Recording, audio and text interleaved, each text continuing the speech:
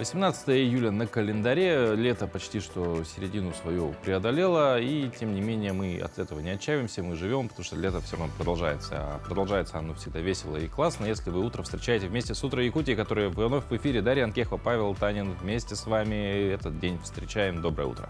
Мы желаем всем прекраснейшего утреннего настроения, позитивных новостей. И, собственно, пусть этот день будет прекрасным, веселым, добрым.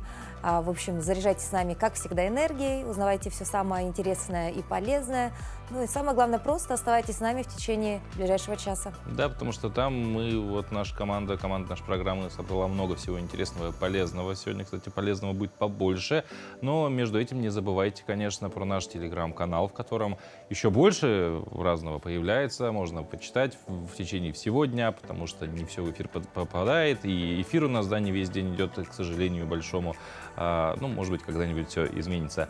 Так что оставайтесь с нами не только в эфире, но и за его пределами, и все у вас будет хорошо. Ну а по традиции начнем мы, конечно, наш эфир с чего? С информации о погоде. В центральных районах температура воздуха на 6 часов утра была на отметке плюс 15 градусов. В Заречной 15-18 градусов тепла. В южных плюс 14. В Вилюйской группе 15-19 выше 0, в Нижнеленских до 15 градусов. В западных 13-16. В Янских районах до плюс 14, на северо-западе 9 градусов тепла. В Якутске температура воздуха на 6 часов утра была на отметке 17 градусов. Атмосферное давление 742 миллиметра ртутного столба. Ветер западно-северный 1 метр в секунду. Сегодня днем слабый дождь, местами дым. Ветер северо-западный 4,9 метров в секунду. Температура воздуха ожидается до плюс 26 градусов. Зарядили такие в столице республики дождики несколько дней подряд уже. И причем вчера такой хорошенький был, прям освежило. И сегодня, по всей видимости, тоже какие-то части города будут освежены этим самым дождем. Прямо сейчас мы готовы передать слово нашим коллегам из информационной службы. Они расскажут о последних новостях.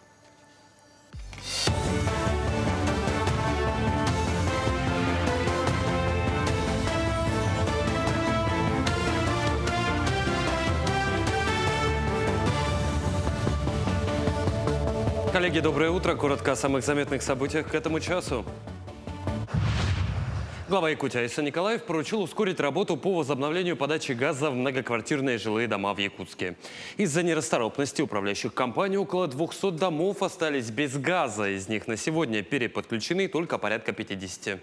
Айсан Николаев отметил, что управляющие компании и ТСЖ должны были заранее проверить газовое оборудование в домах. Также глава Якутии выразил недовольство работой Госстройжилнадзора республики, которые должны были своевременно принимать меры по ответственности для УК. За полгода в Намском районе произошло 24 пожара, большинство из них в частном секторе. Сотрудники Намской противопожарной службы проводят рейды по профилактике пожарной безопасности. Осмотрели более 2000 частных домов и порядка 200 многоквартирных. Также проверили и лагерь «Воин». Военно-патриотический лагерь работает третий год подряд в 3 смены. Рассчитан он на 15 детей-юношей в одном сезоне от 12 до 17 лет. В программу лагеря включены физподготовка, школа выживания, полоса препятствий, спортивное ориентирование, пулевая стрельба, сборка и разборка автомата. 2 сезона по 5 лагеря ходили. Вот в этом лагере, который вот сегодня были, тоже уже 2 раза сходили, проводили профилактику. Наши сотрудники ходят каждый день, ходят по адресам, проводят профилактические мероприятия. Предприниматели Якутии продолжают помогать участникам специальной военной операции. Так, строительная компания «Новаком» передала бойцам одного из подразделений специального назначения тепловизионное оборудование. Данные приборы необходимы для выполнения задач в зоне проведения спецоперации, для отслеживания врага в условиях ночного времени суток. Техника подготовлена с учетом пожеланий военнослужащих. Напомню, Министерство предпринимательства и туризма регулярно оказывает помощь военнослужащим из Якутии. В течение года более 1000 предпринимателей оказали содействие. Практически еженедельно наши предприниматели оказывают спонсорскую поддержку для наших бойцов в дополнительном оснащении. Это возможные тепловизионные прицелы, это БПЛА, это сами дроны, очки. И очень большая работа проводится нашим предпринимательским сообществом. Я искала спонсора и обратилась в Министерство предпринимательства Ханды Тимур Юрьевичу. И так быстро они отзывались и быстро нашли спонсора. Вот молодой предприниматель Иван, да, Иван Ильич. Я очень этим людям благодарна, как мать, да. Это моему сыну очень нужная вещь и его отряду. Да, овчинка действительно стоит выделки. Свыше сотни оленьих шкур отправили в зону проведения спецоперации. Такой груз очень практичен. Шкура оленя легка в переноске. На передовой ее можно использовать как лежанку или подушку для сна. Также бойцы научились собирать блиндажи из оленьих шкур. Делается это, исходя из целей безопасности. Такую постройку не видно через тепловизор. Помимо оленьих шкур на передовую передали партию автомобилей, предметы первой необходимости, а также сети, сплетенные обществом боевые шелкопряды. Транспортировку грузов контролирует единый координационный центр. Фура поедет до Новоазовска. Отмечу, что до конца лета из республики отправится еще несколько больших грузов. Хотим выразить благодарность Сахабулту. Они передали товарищам на СВО шкуры оленей. Вот в июле мы полностью погрузили вот в данный момент и отправляем 118 штук общим количеством. Фура пойдет тоже. 3 автомобиля она повезет. Это Институт горного дела города Якутска передал автомобиль. Потом Намская центральная больница передала автомобиль. И в городе Алдане нам педагогический колледж тоже отправляет автомобиль. Машины тоже ребята там все получат, будут использовать по назначению. Более 105 тысяч российских школьников воспользовались правом пересдачи единого госэкзамена по новым правилам 4 и 5 июля. Об этом сообщил глава Рособорнадзора Анзор Музаев. Он отметил, что наибольший процент явки по таким предметам, как информатика, почти 97%, профильная математика, практически 95%, и обществознание около 95%. Напомню, в феврале этого года президент России Владимир Путин в ходе послания Федеральному собранию предложил дать ученикам возможность по выбору пересдать ЕГЭ по одному из предметов.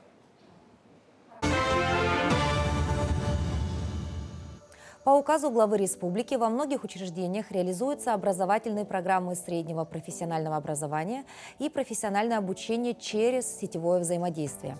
В рамках такого взаимодействия к обучению студентов присоединяется несколько образовательных учреждений, предприятий и компаний. О том, как организован процесс обучения в сетевой форме и какие преимущества он дает студентам и самим колледжам, нам расскажет директор Центра подготовки рабочих кадров «Арктика» Мира Лебедева. Мира, доброе утро. Доброе утро.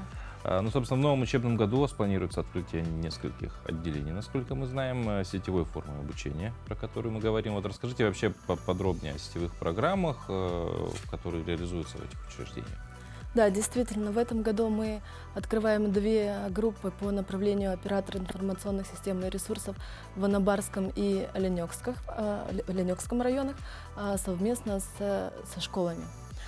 Также это в поселке Батагай Верхоянского района мы открываем 2 группы. Это медицинское направление совместно с Нюрнбергским медицинским колледжем и педагогическое направление совместно с Намским педагогическим колледжем. И в Жиганском районе направление фотограф совместно с колледжем креативных индустрий Аярустар. Угу. Вообще, что такое сетевая форма обучения? Это немножко, мы знаем, очная, заочная, а дистанционная. Сейчас дистанционная, да, а сейчас сетевая. Да, сетевая форма – это когда ресурсы нескольких организаций объединяются для того, чтобы реализовывать образовательный процесс. Как вы уже сказали, это могут быть не только образовательные организации, но и предприятия, и компании, и вот даже школы. Ну а вот, грубо говоря, простыми словами на живом примере, как это выглядит. Вот, к примеру, условно, я студент. Я учусь и вот... В Анабарском районе. Ну, допустим, да. Например, в Анабарском районе. Обучение пройдет на базе школы. То есть это школа, это IT-центр, и это мы, как образовательная организация СПО, которая имеет соответствующую лицензию, открываем группу по вот направлению IT. Ну, например, вот более такой пример четкий – это открытие медицинских групп совместно с Нерюнгринским медицинским колледжем на базе Центральной районной больницы. Ну, в принципе, все понятно, да? Но а какие преимущества дает подобный вид обучения? Потому что все-таки мы же говорим о том, чтобы человек мог получить знания и потом был трудоустроен. Вот с подобной формой обучения как обстоят дела? Здесь мы говорим о том, что для студента есть возможность получить профессию, не выезжая за пределы своего района. Это позволяет закрепить кадры на местах. Оно и близость к работодателю, если это совместно с работодателем ведется подготовка. И для района это, безусловно, тоже плюс, потому что могут получить профессию те, кто уже, например, работает, или те, кто семейный. Для них не нужно будет выезжать 2-3 года обучаться где-то в Якутске. А для организации, вот насколько охотно они будут потом принимать подобных выпускников? Да, конечно, поскольку эта работа ведется прямо на местах, на конкретном рабочем месте, в большинстве случаев это те люди, которые у них уже, в принципе, работали, только на других позициях. Повысить свою квалификацию и пройти по карьерной лестнице дальше. Да. В целом, даже если ты учишься, наверное, с нуля и на базе какого-то предприятия, то к тебе уже могут присмотреться. Да, и конечно. выше шанс, чем ты откуда-то с дипломом приедешь, здравствуйте, Да. хочу работать. Ну, как бы, безусловно, тебя тоже Логично, могут взять. Да. А вообще планируется в дальнейшем расширение? Вот вы в самом начале сказали, что в этом году запускаются новые программы, а дальнейшее расширение сетевых программ? Но у нас есть несколько тезисов. Один из основных тезисов – это мы говорим о том, что присутствие нашего учреждения в районе – это присутствие всей системы СПО в районе, и также мы себя позиционируем как некий мостик между районом и всеми учреждениями среднего профобразования, которые имеются в нашей республике. И планы имеются. На сегодняшний день мы ведем переговоры по открытию педагогического направления в Булунском районе, в Тиксе. Также мы планируем продолжать, естественно, то, что у нас есть. Ну, например, хочется рассказать про проект, который мы реализуем совместно с Булунским районом. Это называется проект «Первая профессия», в рамках которого по сетевой форме совместно со школами все школьники, 100% охват школ у нас, смогут получить первую профессию, обучаясь еще в школе. А какого рода профессии получать могут? Это рабочие профессии, например, делопроизводитель, рыбак прибрежного лова и оленевод. Даже такая интересная Да. профессия, которая, да, сегодня актуальна. Мира Андреевна, если, допустим, сейчас наши зрители, да, нас смотрят во многих уголках республики, увидят вот нашу беседу и скажут: я хочу, это вот мой шанс обучаться так. Количество ваших студентов, оно ограничено? Есть еще возможность попасть в ряды вот этих успешных и таких целеустремленных людей? Да, на сегодняшний день мы набираем всего 7 групп по 12 человек. Самыми популярными, как раз очень интересно, по количеству заявлений на сегодняшний день это те новые группы, вновь открываемые. Это вот в Анабарском районе, это Нерюнгринский медицинский колледж в Батагае, да, медицинское направление. Ну и также хочется отметить, что через наши приемные комиссии, через наших секретарей ответственных, ребята могут подать заявление не только к нам, но и во все другие учреждения СПО. Здорово. То есть подробную информацию все можно найти, наверное, на ваших сайтах, да, все четко. Да, на сайте имеется вся информация, и все телефоны открыты, доступны, звоните. Здорово. И шагайте в новую профессию. Правильно. Ищите себя, Почему пробуйте, нет? а почему бы нет? Да, никогда не поздно учиться. И еще вот такой вопрос касательно мастерской по эксплуатации беспилотных авиационных систем. Да, вот мы знаем, что студенты, да, смогут учиться перечислю, да, пилотированию воздушными судами самолетного типа, спортивными и программируемыми дронами. Да? И недавно вы с студентами ездили в Южно-Сахалинск на всероссийский интенсив «Архипелаг», перенимали опыт у коллег. И вот расскажите, что нового узнали во время поездки.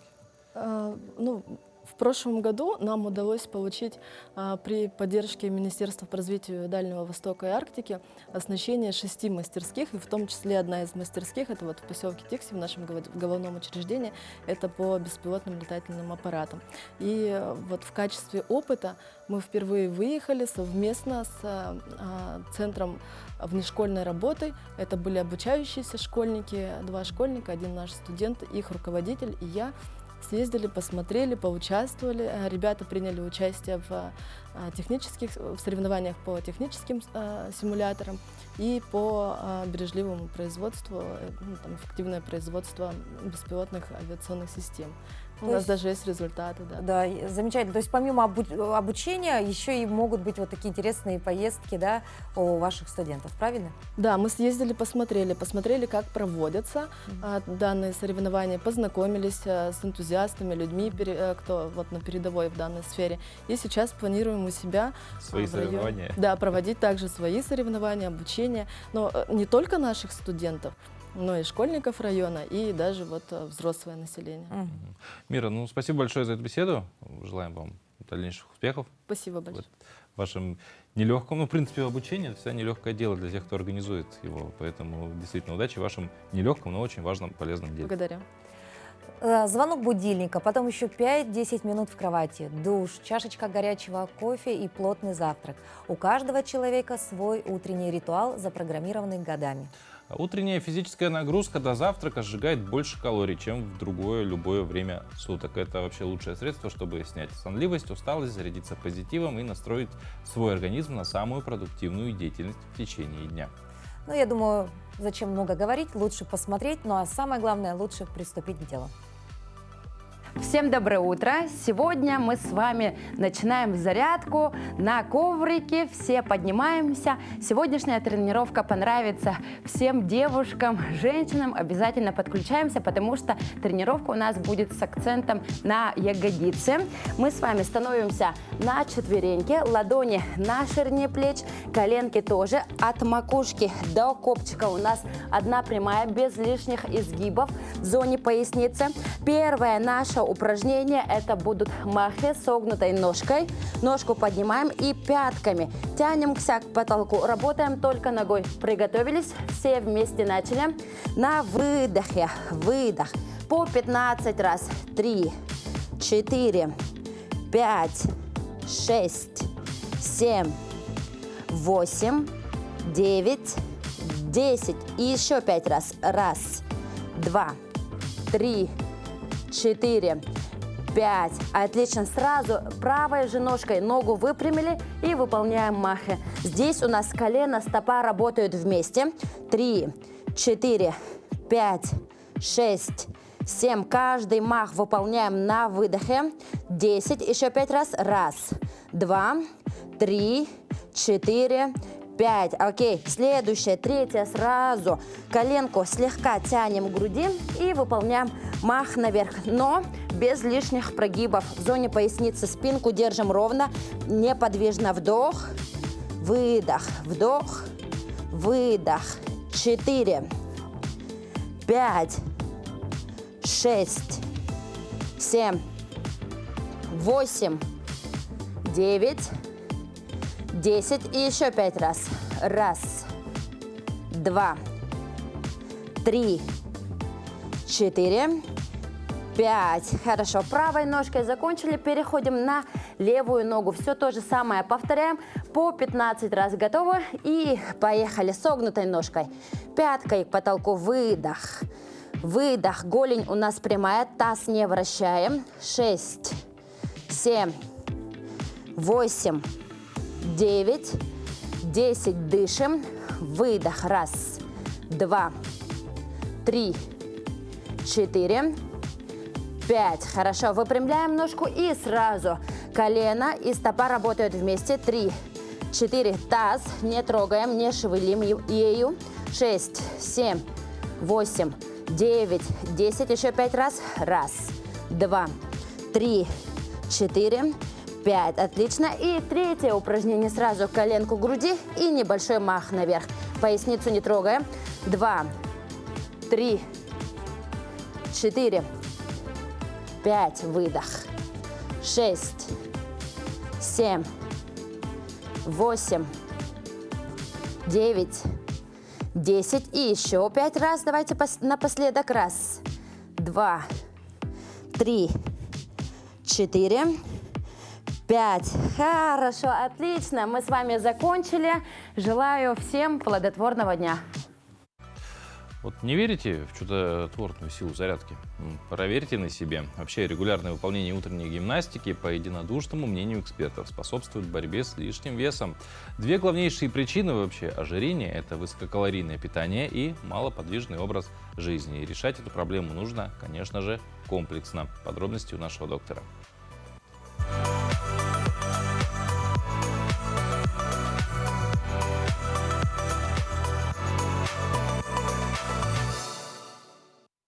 Доброе утро!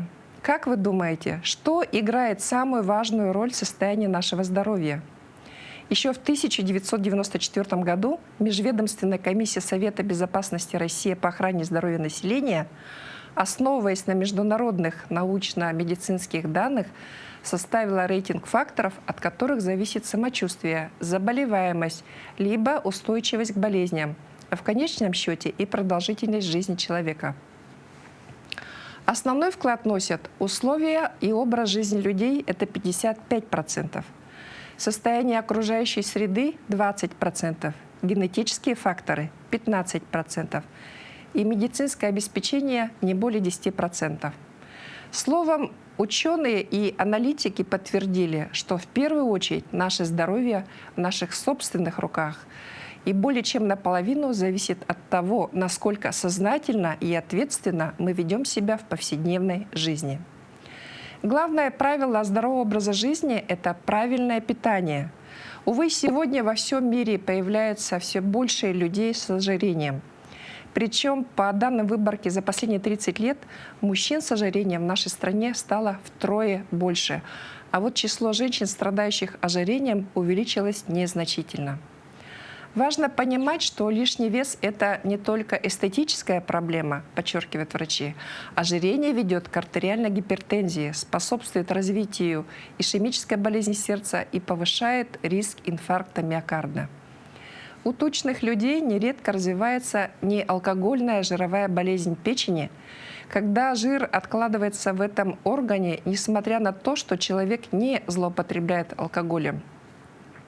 Это молчаливое заболевание, которое практически себя не проявляет, но в какой-то момент может очень быстро прогрессировать цирроз печени. Как же избавляться от опасного лишнего веса? Главное, что нужно делать для избавления от лишнего веса, ограничить потребление простых углеводов, сладкого и мучного. Именно из-за этого люди растут как на дрожжах. Чем старше мы становимся, тем меньше нам требуется энергии, а значит, потребность в еде снижается. Но это вовсе не значит, что двигаться нужно меньше. Наоборот, больше, потому что обмен веществ перестраивается, и с возрастом отдавать энергию становится гораздо сложнее. А неиспользованная энергия из пищи, как известно, переходит в жировые отложения.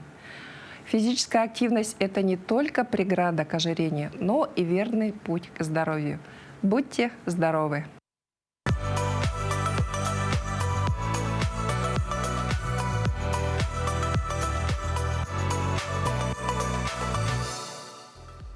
Ну а вообще, если хочется содержать тело свое в порядке, да, я предлагаю перейти на правильное питание. С этого, в принципе, все и начинается. Но, в частности, можно перейти на фруктовые и овощные смузи, особенно в летний период. Смузи ошибочно считают напитком, хотя на самом деле это питательный коктейль, полезные свойства которого сопоставимы с любым твердым блюдом. Ну вообще смузи-бум, так называемый, начался почти 100 лет назад. С чего, казалось бы, когда в США был изобретен блендер, и на каждом шагу стали продавать напитки из измельченных вообще до атомов овощей и фруктов. Если вы еще ищете рецепт, то следующий наш сюжет будет вам в помощь. Сегодня мы расскажем вам, как приготовить 2 вкусных и полезных смузи, которые помогут вам поддерживать свой организм. Для начала мы приготовим фруктовый смузи. Первое смузи фруктово-лимонное. Для него нам понадобятся такие ингредиенты, как яблоки, бананы и лимон. ведь он служит главным источником витамина С. Молоко или вода – на ваше усмотрение. Для начала нарезаем яблоки на мелкие кубики, после чего добавляем в блендер. Затем режем бананы и лимон. Все вместе кладем в блендер и закрываем. Осталось закрепить настойку. Нажимаем режим смузи и ждем пару секунд. И наш быстрый полезный завтрак готов.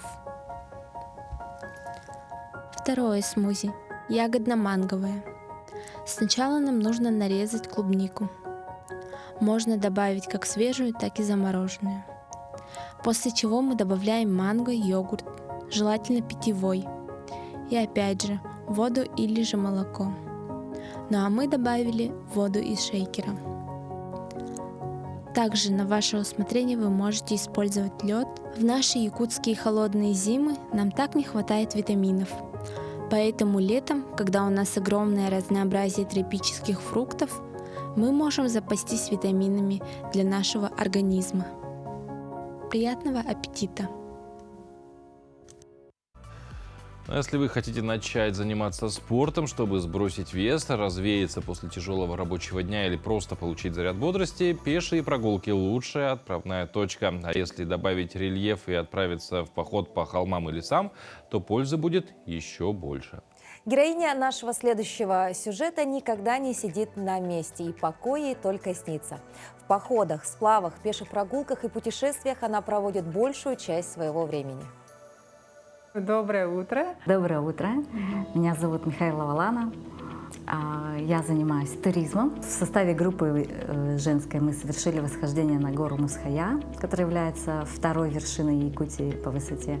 А до этого вообще чем занимались? Вот какая у вас специальность, какое образование, где работали?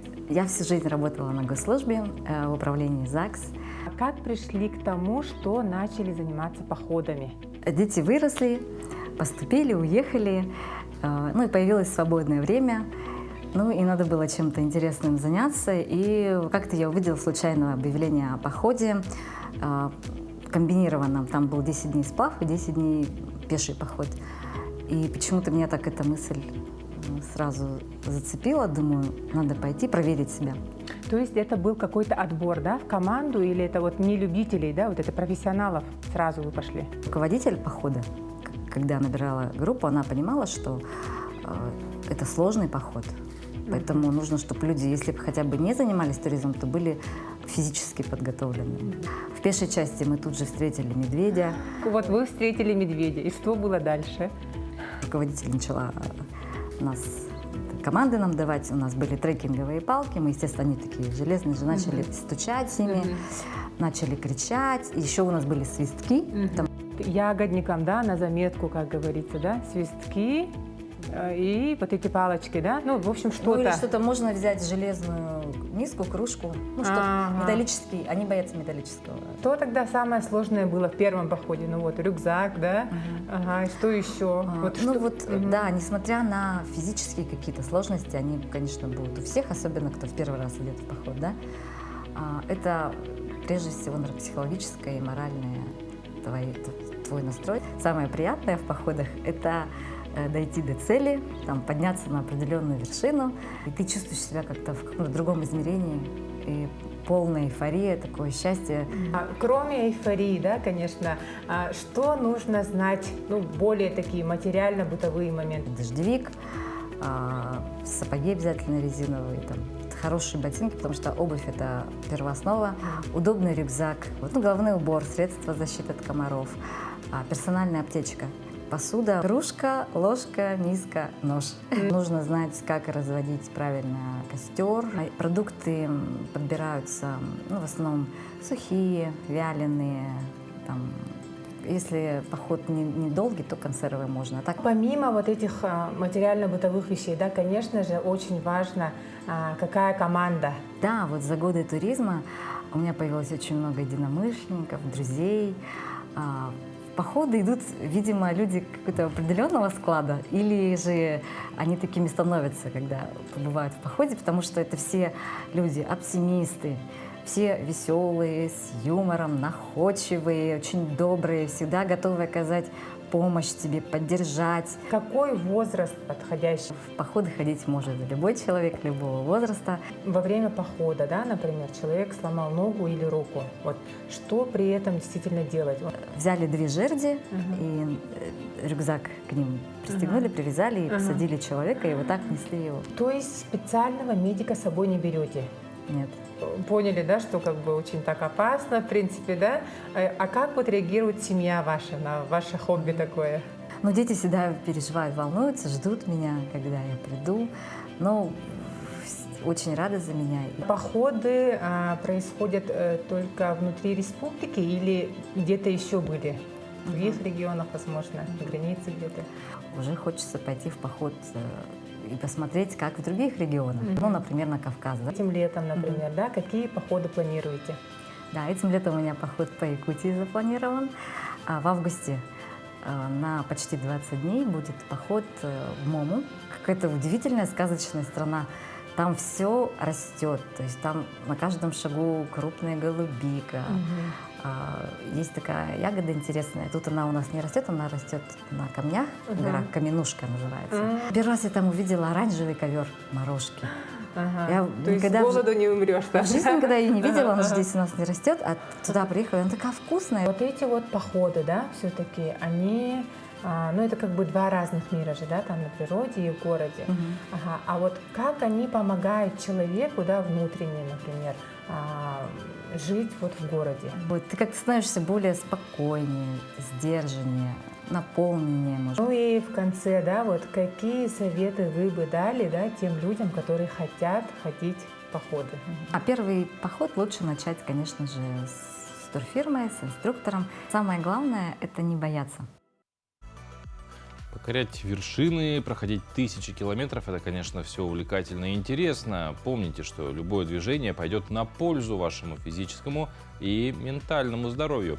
Даже работа на дачном участке, например, ежедневный полив. Ну и здесь есть свои тонкости и секреты. Теперь полив. Ага. Полив, он, например, вот такую жару, вот как нынче, как да? сегодня, да, например. я поливаю 2 раза. Например, в обед, где-то часам, ну, к 11, да, и делаю вот с лейкой, я делаю душ растениям. Прямо сверху вот так вот немножко их проливаю. Вот. И потом после уже где-то к 6 основательный полив, и все, огурцы прекрасно растут. Теперь и еще вот что огурцы надо кормить. Потому что это же все равно растение, он просит кушать и так далее. Ну вот мы смотрим, что тут, например, растение нормальное, все, у него питания все хватает, зелененькое, не больное и так далее. Усики убираем. Усики убираем, боковые убираем. Но кормим мы, например, где-то раз в 2 недели. Я обычно кормлю минеральным сложным удобрением азофоской. Ее разводить, значит, надо где-то 30 грамм на ведро воды и проливать. И проливаем, да? Ну, бывает, что времени некогда, там не хватает и так далее. Я просто рассыпаю. Потому что у него особенность такая, моментом растворяется. Соприкосновение с водой, полила, и все это растворилось. Быстренько. А огурцы, они вот настолько восприимчивые, да, к питанию. Вот, например, если мы кормим коровиком, первый, конечно, коровиком надо кормить. То получается, что коровяк усваивается очень долго. А это удобрение моментом усваивается растениями, и вот оно начинает быстренько подниматься и так далее. Вот поэтому растения здоровые, больных ничего нету, питания все достаточно. И вот эта бочка вот у меня стоит, я ее заливаю водой, чтобы например, когда холодные дни, прохладные, да, она нагревается тут за день, и потом проливаешь. Обязательно поливать надо теплой водой, да, потому что они перепады не переносят.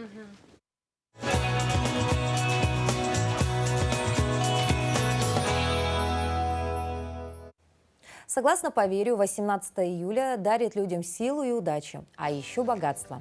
Чтобы притянуть деньги в свою жизнь, в старину проводили особый обряд. Как только луна появлялась на небе, брали кошелечек с мелочью, трясли его и прятали. Верили, что после такого ритуала все заработанное начнет расти. Чтобы привлечь богатство в жизнь, деньги также клали на ночь под подоконник. Купюру нужно было положить так, чтобы на нее падал лунный свет. Утром банкноту убирали в тайное место, где она должна была пролежать 40 дней. Притрагиваться к ней запрещалось. Считалось, что через 1,5 месяца финансовые дела пойдут в гору.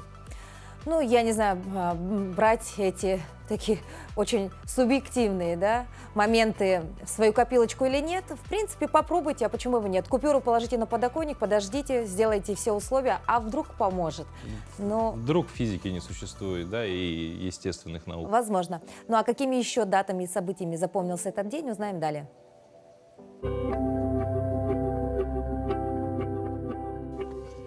На календаре 18 июля – день создания органов государственного пожарного надзора в России, Международный день Нельсона Манделы.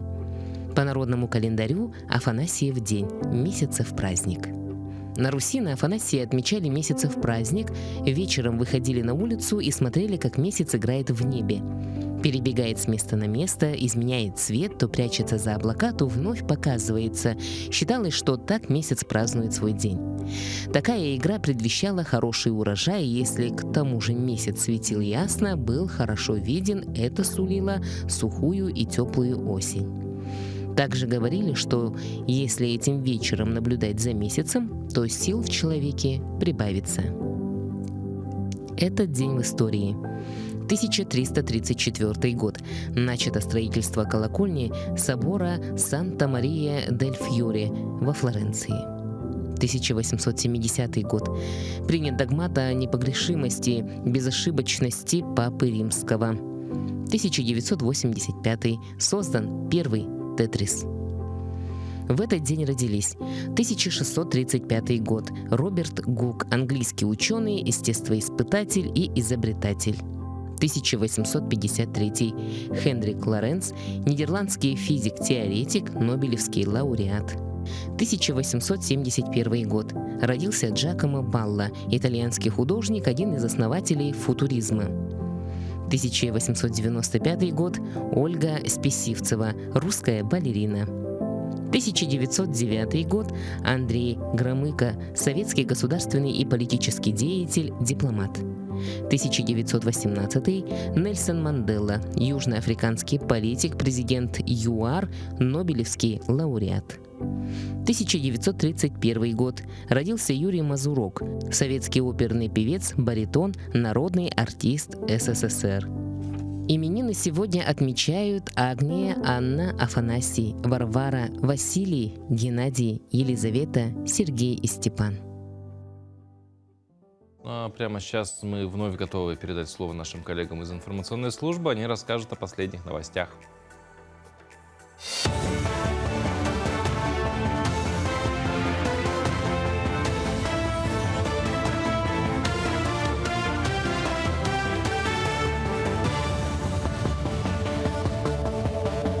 Мы продолжаем рассказывать о самых заметных событиях в республике, стране и мире. Банкам со следующего года хотят кратно поднять штрафы за обман россиян. Эти штрафы могут повысить до 0,1% от капитала банка, отметил глава Комитета Госдумы по финрынку Анатолий Аксаков. По его словам, Госдума может принять законопроект уже в этом году, тогда заработает он уже с 25-го. При этом, если банк не устраняет нарушения после предписания регулятора, штраф можно будет поднять до 1% от капитала. Об этом предлагала в марте председатель Центробанка Эльвира Набиуллина. На совещании с главой республики Айсеном Николаевым обсудили цифровую трансформацию отраслей экономики, социальной сфере и государственного управления Якутии.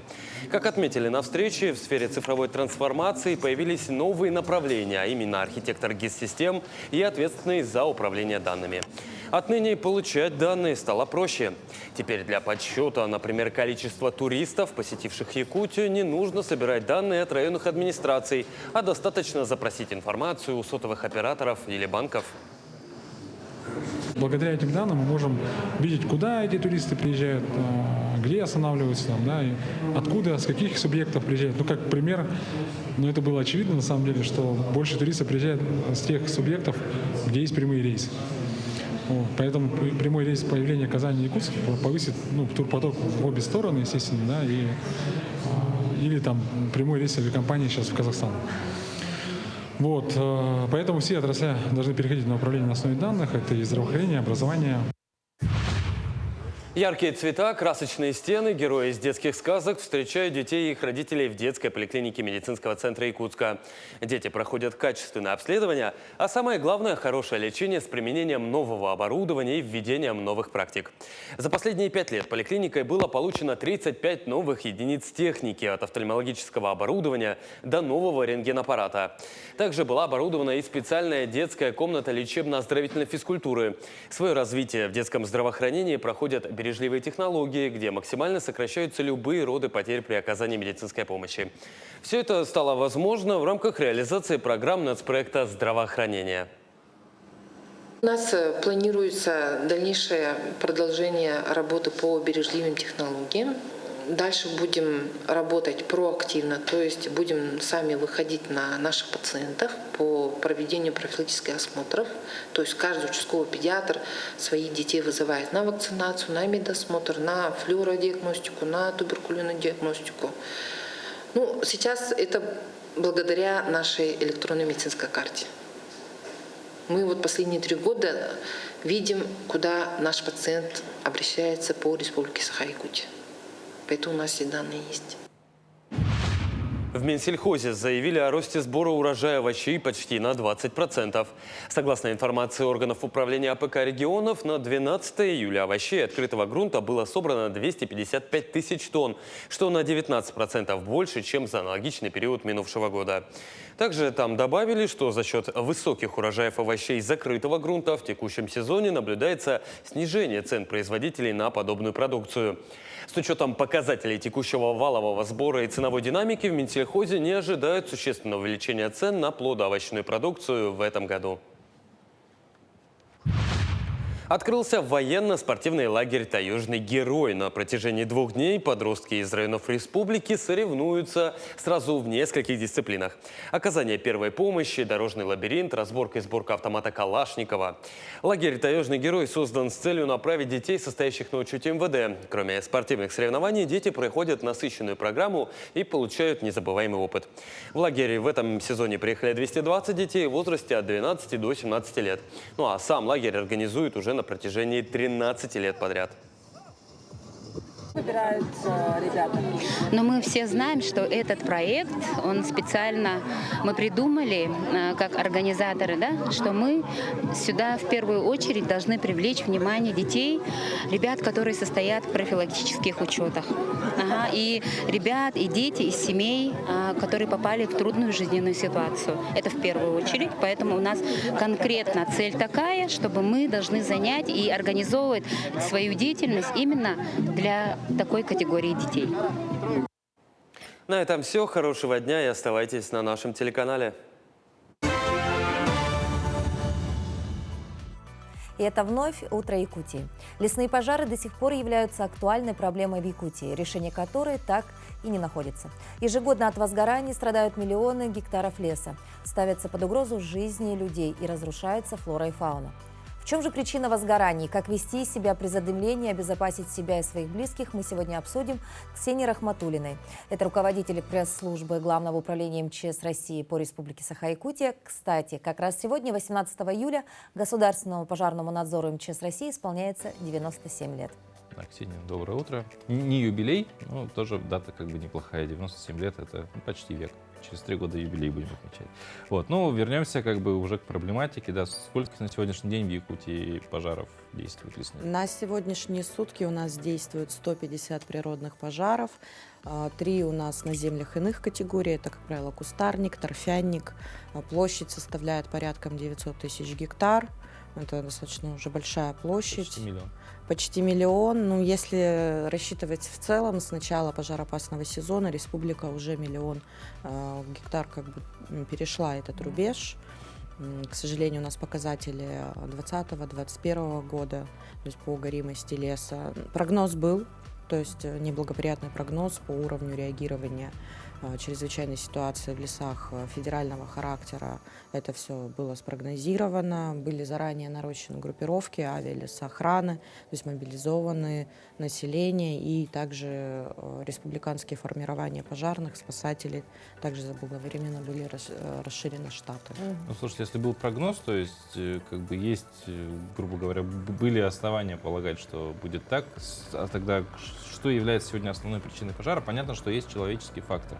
Но, опять же, человеческий фактор — это вещь, которая не сильно прогнозируется. А вот какие-то природные явления, они прогнозируются хорошо. Если был прогноз, значит, были предпосылки именно природных явлений. Как правило, май и начало июня у нас это месяца, где основной причиной пожара является человеческий фактор, неосторожное обращение с огнем, это сжигание поживных остатков, сельхозугодия, на сельхозпалах, то есть пожары, соответственно, которые перерастают потом в природные, потому что у нас сельхозпалы запрещены на территории Российской Федерации.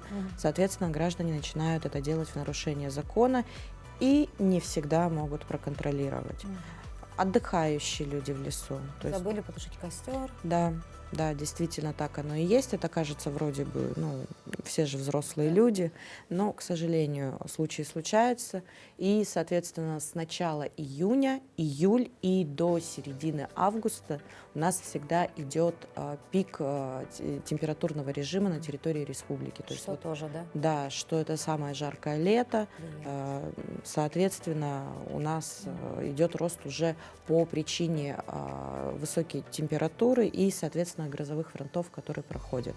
То есть очень часто спрашивают, что такое сухие грозы.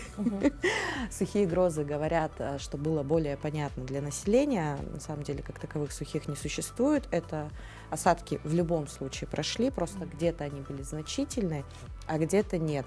А грозовые разряды все равно происходили.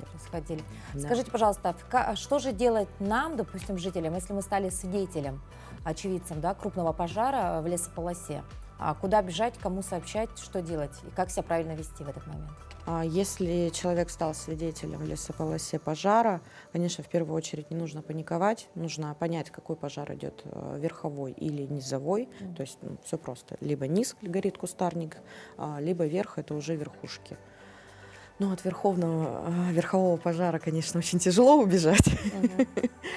Но двигаться нужно всегда вдоль направления пламени, получается, по горизонтали. То есть если у вас фронт идет вот так, вы убегаете по диагонали от него. То есть прямо не бежите, потому что огонь никогда не идет сплошным, то есть он всегда захватывает большую территорию, поэтому всегда есть шанс, что вы выйдете от... Безопасное место. Да, на безопасное место. Естественно, вызов наших телефонов — это 112 с мобильного и с городского.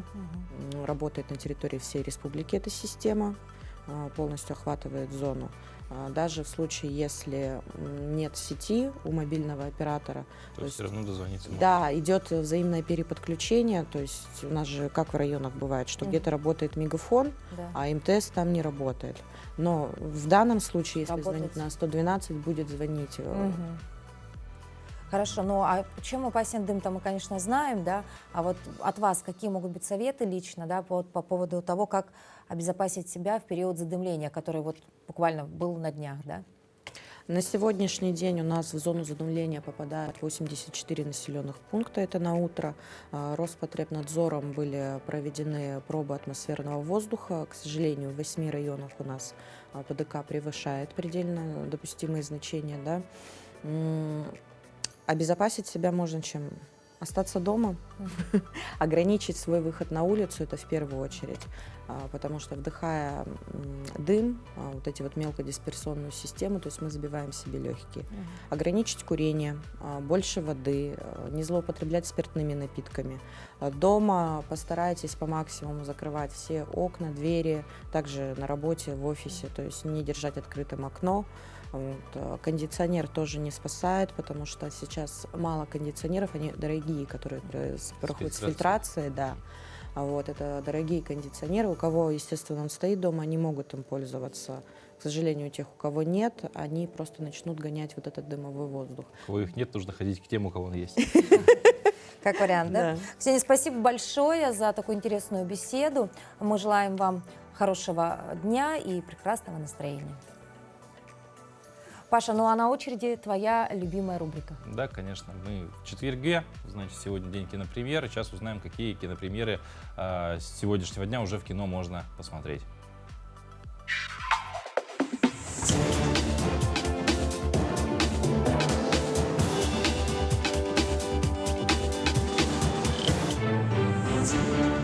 Смотрите в кино с 18 июля. Вчера в Музее древностей было совершено дерзкое ограбление. Украдено бесценное сокровище. На месте преступления видели знаменитого вундеркинда-изобретателя и еще 3 детей. Анимационный фильм «Как найти сокровища». Юный Бо прославился своими фантастическими изобретениями, с помощью которых он умеет проходить сквозь стены, уменьшаться до размеров микроба, превращаться в великана и даже путешествовать во времени. Но однажды он становится героем совсем других новостей. Камеры слежения замечают его в Музее древностей, где пропали императорские сокровища. Вундеркинду Бо не остается ничего, кроме того, как собрать друзей и отправиться на поиски похищенных сокровищ. Чтобы найти сокровища, надо отправиться в прошлое и раскрыть тайну древней империи. Это настоящее приключение! Как найти сокровища? Пока мы вместе, мы справимся. В плену огня. Экшн-триллер, основанный на реальных событиях. Семья оказывается в смертельной ловушке бушующего лесного пожара. Кажется, что помощи ждать неоткуда, и им остается надеяться только на самих себя. Смогут ли они преодолеть собственные страхи и выбраться из пламенного ада? Мы справимся.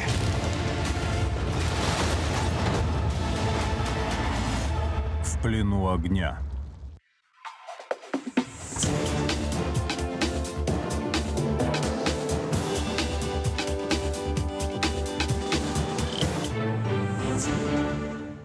Таким было утро четверга, и, как всегда, мы надеемся на то, что вместе с нами вам было интересно и хорошо, ну и мы желаем вам всего самого наилучшего в это прекрасное утро четверга.